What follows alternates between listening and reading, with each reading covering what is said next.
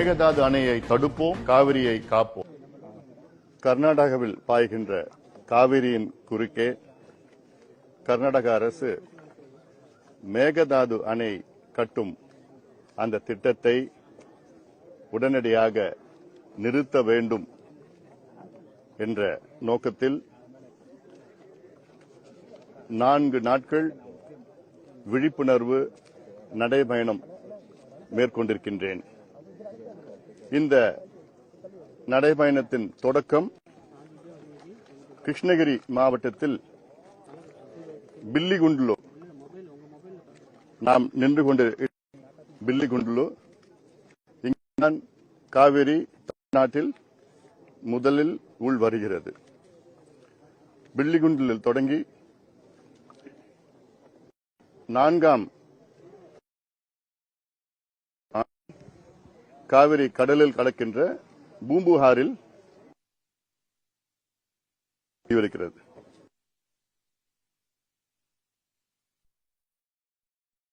மாவட்டங்கள் குறிப்பாக தருமபுரி, சேலம், ஈரோடு, திருப்பூர், கரூர், திருச்சி, தஞ்சை, திருவாரூர், மயிலாடுதுறை போன்ற மாவட்டங்களுக்கு சென்று அனைத்து தரப்பு மக்களை சந்திக்கின்றோம். இந்த நடைபயணம் அனைத்து தமிழ்நாட்டில் உள்ள அனைத்து விவசாய சங்க தலைவர்கள், விவசாய சங்கங்களும் இதற்கு ஆதரவு கொடுக்கின்றனர்.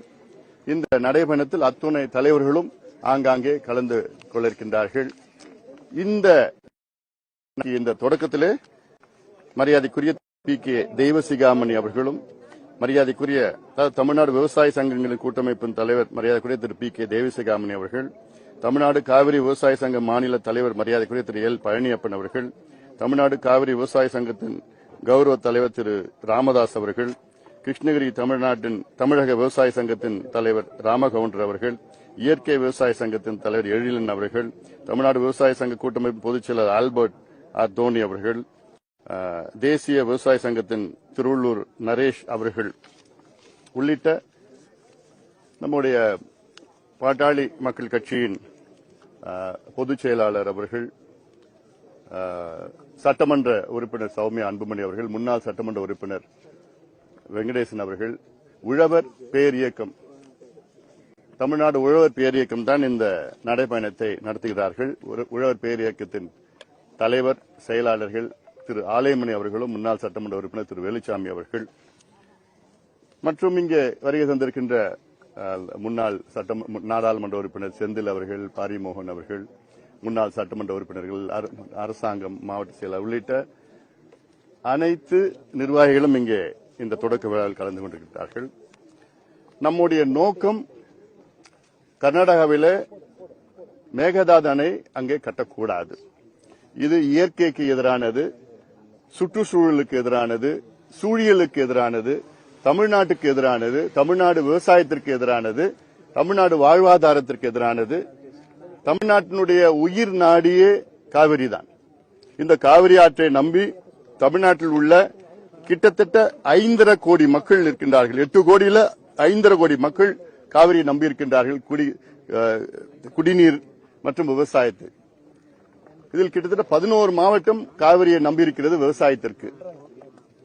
இப்படி திடீரென்று ஒரு மேகதாது அணையை முதல் மடை மாநிலம் கர்நாடகாவிலே நாங்கள் கட்டுவோம் என்று துடித்துக் கொண்டிருக்கின்றது கர்நாடக அரசு. குறிப்பாக டி.கே. சிவகுமார் அவர்கள் முதலமைச்சராக வந்த பிறகு வேகமாக அந்த திட்டம் நிறைவேற்ற வேண்டும் என்று அங்கே அந்த திட்டத்தை நகர்த்தி கொண்டிருக்கின்றார்கள். இந்த திட்டம் நிறைவேறினால் தமிழ்நாட்டுக்கு மிகப்பெரிய ஒரு பாதகம் வரும். அதாவது காவிரி பிரச்சனை என்பது ஏதோ திடீர் பிரச்சனை கிடையாது. கிட்டத்தட்ட 200 ஆண்டுகளாக இருக்கின்ற பிரச்சனை. அந்த காலத்தில் மெட்ராஸ் மாகாணம், அப்புறம் அது இல்லாம மைசூர் சமஸ்தானம், மைசூர் மகாராஜா, மைசூர் அதனாலதான் முதல் ஒப்பந்தம் 1892 மெட்ராஸ் மாகாணமும் மைசூர் சமஸ்தானமும் போட்ட ஒப்பந்தம் போட்டிருக்காங்க. அந்த ஒப்பந்தம் சரியான முறையிலே கடைபிடிக்கவில்லை என்று 1924 இரண்டாவது ஒப்பந்தம் போடப்பட்டது. அந்த இரண்டாவது ஒப்பந்தத்தின்படி மேட்டூர் அணை நாம் கட்டிக்கொள்ளலாம், கிருஷ்ணராஜசாகர் அணை கர்நாடகா கட்டிக்கொள்ளலாம். அந்த பகுதியில் கட்டிக்கொள்ளலாம் என்றுதான். அவ்வளவுதான். அதன் பிறகு அந்த ஒப்பந்தம் 50 ஆண்டுகளாக அந்த ஒப்பந்தம் இருந்தது. 1974 அந்த ஒப்பந்தம் புதுப்பிக்கவில்லை. அப்பொழுது அந்த நேரத்திலே அது புதுப்பிக்குவதற்கு முன்பாக கர்நாடகா நம் அனுமதி இல்லாமல் 3 அணைகளை கட்டினார்கள். ஹேமாவதி, ஆரங்கி, கபினி, ஸ்வர்ணாவதியும் அதுக்கு முன்பு கட்டிட்டாங்க. இப்போ ஒவ்வொரு முறையும் கர்நாடகா தமிழ்நாட்டுக்கு பாதகமாக செயல்பட்டு இப்போ மேகதாது அணை நாங்கள் கட்டுவோம் என்று சொல்கிறார். மேகதாது அணை கட்டினால், அதாவது இப்ப நம்ம இன்னைக்கு ஜூலை 1ஆம் தேதி நம்ம இருக்கிறோம். இதான் பில்லிகுண்டு. இந்த பில்லிகுண்டுல காவிரி தமிழ்நாட்டுக்கு உள்ள வர இடத்துல இதான் மெஷர் பண்ணுவாங்க. இந்த பகுதியில் அங்கதான் நின்று மெஷர் பண்ணுவாங்க, அளவெடுப்பாங்க எவ்வளவு தண்ணி உள்ள வருதுன்னு. நம்ம காவிரியில படுகையில நின்றுட்டு இருக்கிறோம். ஜூலை 1ஆம் தேதி இப்போ அவ்வளோ தண்ணி, கரையில தண்ணி போயிட்டு இருக்கோம். உள்ள நம்ம நிக்க முடியாது. நம்ம காவிரி ஆத்துல நடுவுல நின்றுட்டு இருக்கோம். இப்ப வர தண்ணி எல்லாமே கர்நாடகாவில் இருக்கிற கழிவு நீர் தான் வருது. அப்போ நினைச்சு பாருங்க, இதுக்கு மேல மேகதாது அணை கட்டினாங்கன்னா இந்த கழிவு நீர் குடிக்கிறது தண்ணி கூட வராது. ஒவ்வொரு வருஷமும் ஜூன் 12ஆம் தேதி குறுவை சாகுபடிக்காக மேட்டூர் அணையை திறப்பாங்க. கடந்த 7 ஆண்டுகள்ல 6 முறை திறந்திருக்கிறாங்க. ஆனா முதல் முறையாக இப்போ திறக்க முடியல. எப்ப திறப்பாங்கன்னு தெரியல, தண்ணி இல்ல.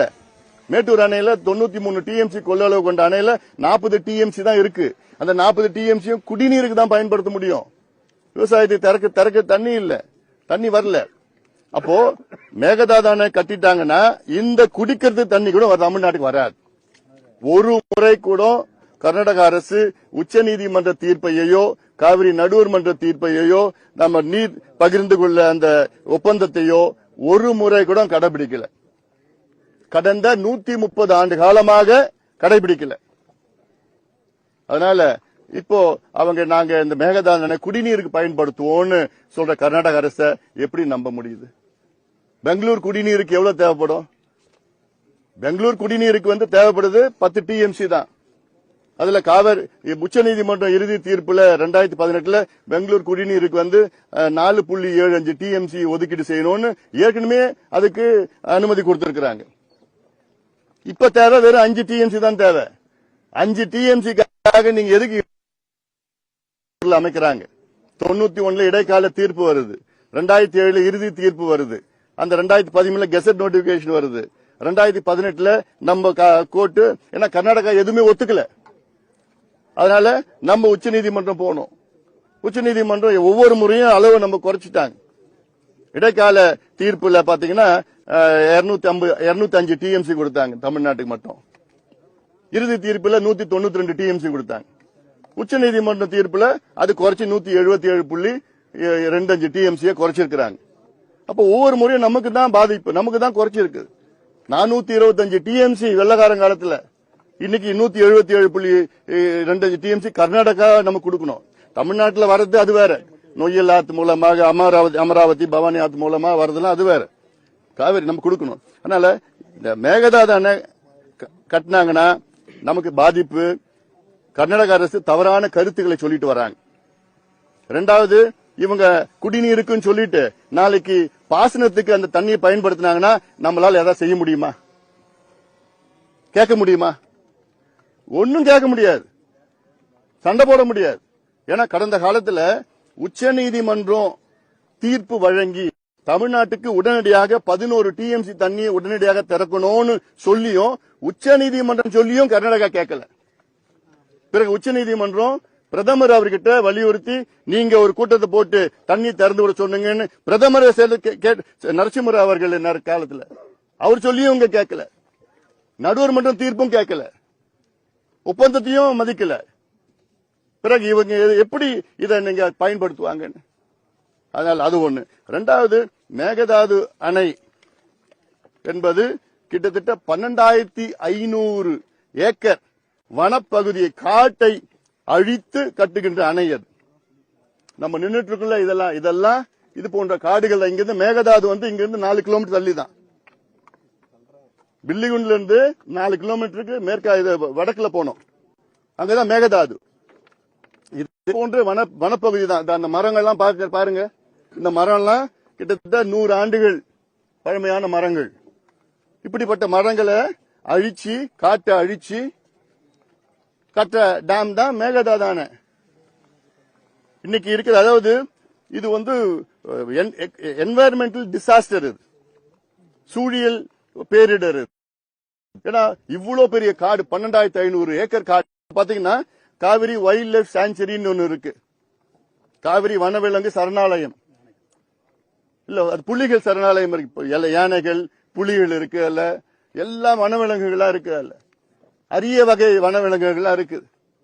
4 கொம்பு மான் இருக்கு, இங்க வேற எங்கேயுமே இல்ல. அதுல ஆத்துல பாத்தீங்கன்னா அந்த மகாசீர் மீன் ஒன்று இருக்கு, ஹம்பேக் மகாசீர் மீன், வேற எங்கேயுமே உலகத்துல வேற எங்கேயும் கிடைக்காது, இங்கதான் இருக்குது. அதுல இதெல்லாம் அழிச்சு நாங்க டேம் கட்டு வரோம் சொல்லிட்டு இருக்கிறாங்க. அதுல அதனால இதை ஒருபொழுதும் விடக்கூடாது. இன்னொன்னு, இது சூழியல் நிபுணர்கள் என்வாயர்மெண்டலிஸ்ட்லாம் இது எல்லாருமே கர்நாடகாவில் இருக்கிற என்வாயர்மெண்ட்லாம் இதை எதிர்க்கிறாங்க.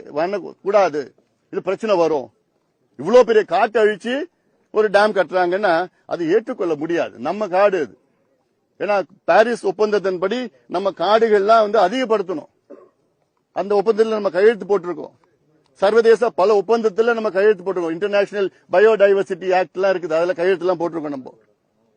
அப்போ ஒரு காடு இவ்வளவு பெரிய காட்டை அழிச்சு பண்றதுலாம் அது முடியாது. ரெண்டாவது, இங்க மேகதாது பக்கத்துல இவ்வளவு பெரிய டேம் கட்டினாங்கன்னா நாளைக்கு இது சம்பந்தமா பெங்களூர் நகரத்துல பூகம்பம் கூட வரதுக்கு வாய்ப்பு இருக்குன்னு நிபுணர்கள் சொல்றாங்க. பெங்களூர் சிட்டியில எர்த்குவேக் வரும்னு சொல்றாங்க. இது வந்து எல்லாத்துக்கும் தான் பாதிப்பு. சைனால 3 கார்ஜஸ் டேம் கட்டினாங்க, உலகத்திலே பெரிய அணை. அதை கட்டின பிறகுதான் சுத்தி இருக்கிற பகுதியில் அதிக அளவில் பூகம்பம் வந்திருக்கு. இவ்வளோ பிரச்சனைகள் வர இருக்கிற இதுல நாங்க கட்டியே ஆகுவோம். ஏன்னா DK சிவகுமார் அவர்களுடைய தொகுதி கனகாபுரம், இந்த பகுதி மாண்டியா மாவட்டம்.